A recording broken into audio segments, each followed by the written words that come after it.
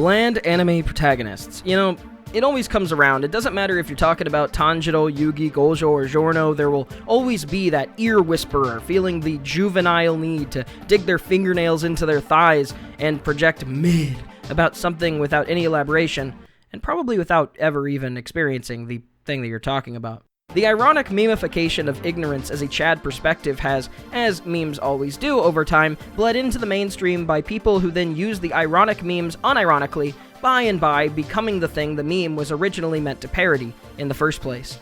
We're seeing something similar with the Maidenless meme, which I do find funny, ironically, and I do love Elden Ring. Oh yes, I do.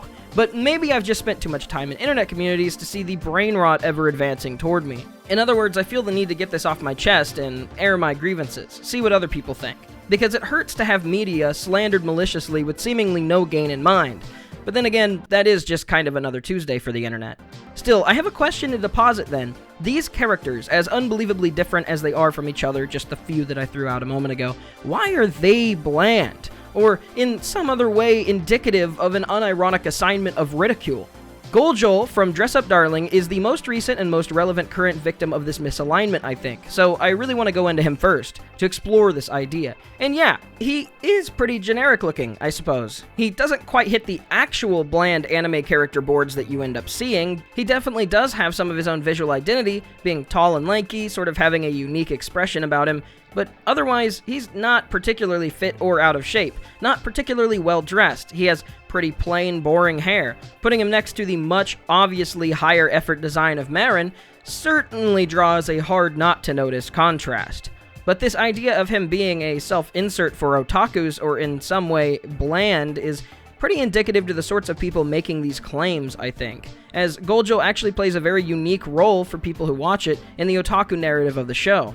Gojo is not into anime. It's one of the first things you learn in this show. He knows almost nothing about it and has to be, for the first time, introduced to many of the ideas. And his response to seeing parts of anime-adjacent culture is often not immediately supportive. It's not judgmental either, but he often has a skeptical and challenging mindset to some of the ideas and things that Marin likes. Like I said, he's not judgmental, but it's clear at many points that he challenges the perspectives or gains of the culture and people into the thing, before slowly finding himself wrapped up in the general ethical agreement with people he otherwise doesn't seem to have much in common with at first. It's strange then. I'm not saying Gojo can't serve as a self-insert, of course not, anybody could be your self-insert, but having a character who you both self-insert as, and who attempts to give you an outsider perspective and challenge the norms that you are familiar with as a watcher and reader is the opposite of bland and also the opposite of self-inserting. It's basically like he's turning around and trying to talk to you directly. It's thought-provoking.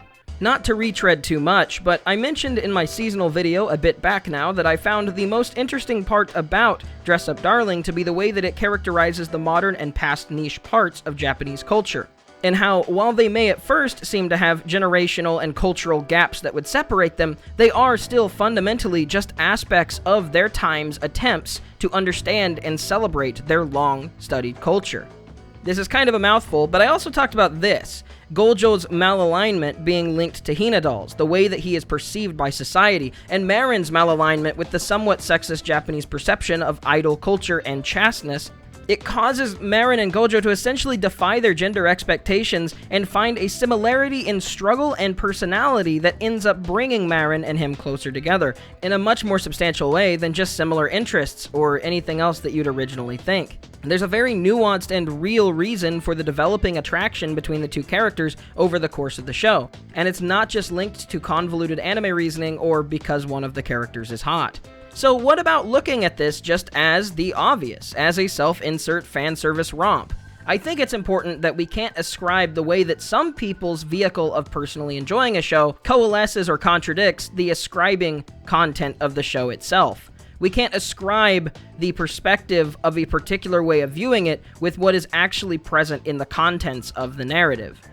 That's ridiculous. Another thing is the idea that Gojo or similar anime protagonists are relatable to losers. But while there are certainly anime that do that, and to varying extents, I think the least charitable, credible accusation you could throw out at Gojo is aspirational to self-insert losers. Gojo's loser characteristics start and end with his childish overreactions to women, as if he lived in a time his whole life before they existed. I do admit that I find these to be the most grating and least enjoyable moments of the show, but on the other hand, he also displays many traits plenty of people should be looking toward, and plenty of people, I'm sure, wished they had in their own life.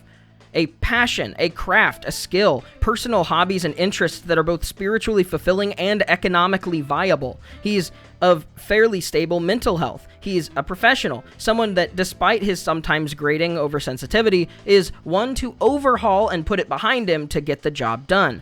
Honestly, if he was just drawn to look generally hotter to an anime viewer audience, I doubt many of these accusations would be fielded by anyone. What are the accusations, though? And I think this is where people feel it is bland, in his general complacency toward sexual encounters, his seeming aversion to provoking and pushing forward those situations, a common trait of many so-called losermen archetypes of the past that Gojo could roughly share a category with. So ignoring all other aspects of his character, is he bland due to his sexual inactivity? Because that's basically what the argument comes down to. Seems like a strange assertion, but in his specific situation, he is in, at least partially, an ecchi show, and that has been a long-standing trope, although still having some variety in its presentation through different characters. This is where people sometimes make the slightly more granted argument about him being a self-insert for supposedly sexually uninterested men and otakus in Japan. There's a name for them even, Soushokuke Danshi, meaning roughly herbivore men, or the vegetarian men, people who aren't quote-unquote meat eaters. But this has a couple of weird assumptions tied in with it. First off, due to plenty of valid economic concerns of deflating Japanese economy, increasing aging population, and economic uncertainty, both men and women of all walks of life, from celebrities to rich to poor, everyone seems to be holding off or showing less interest in relationships that lead to children and families. This doesn't mean all sexual encounters are necessarily off the table, though.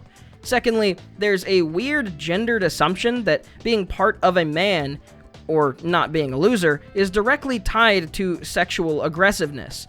This is probably the most early 2000s straight-to-VHS high school Disney movie mindset out there. It relies on an archaic perspective of sexual dominance being tied to manliness that is definitely not a road anyone with data on their side wants to dance toward. And so, in my mind at least, it leaves you with two ways to look at Gojo.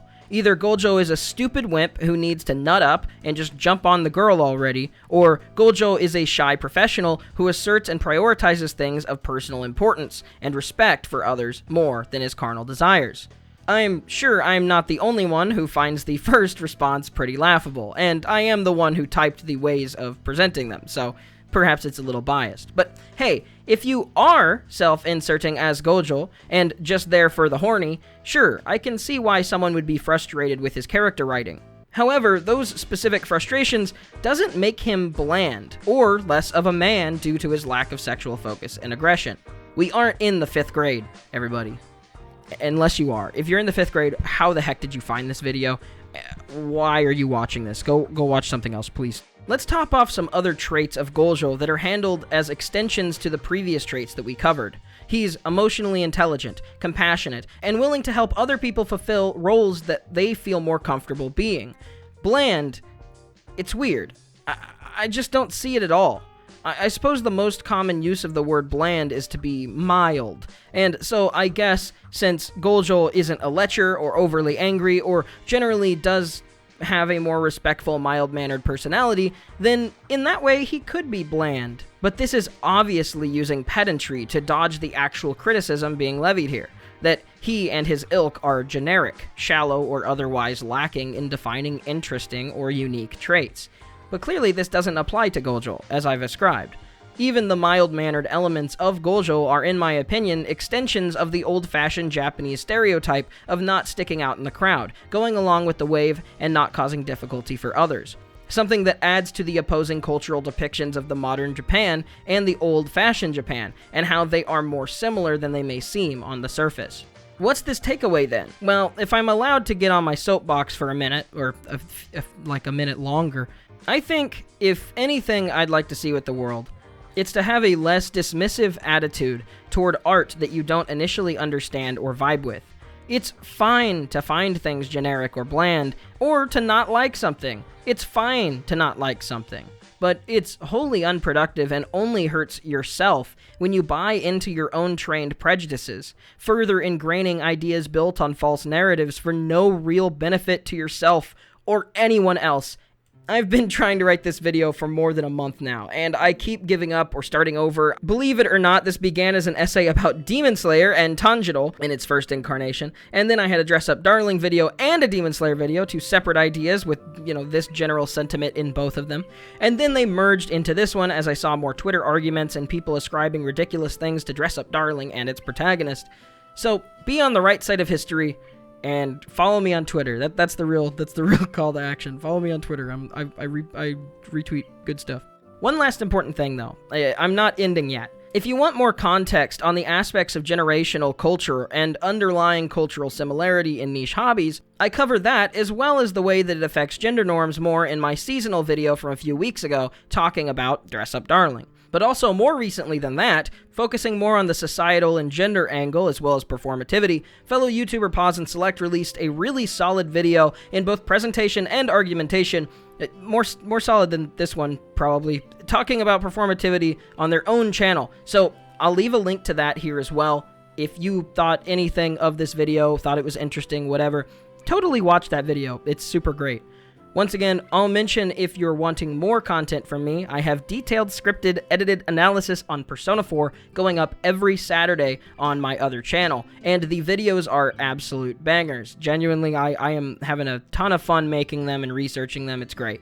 My financial situation is starting to look a bit rough, so I'm going to have to hand it to the absolute paragons in my life, my patrons and Twitch supporters, such as Friendly Neighbor, Daniel Frousing, My Name is Klein, Whizbang2093, Frillneck Lizard, Icarus, Yongsuk Chong, and all of my other patron supporters.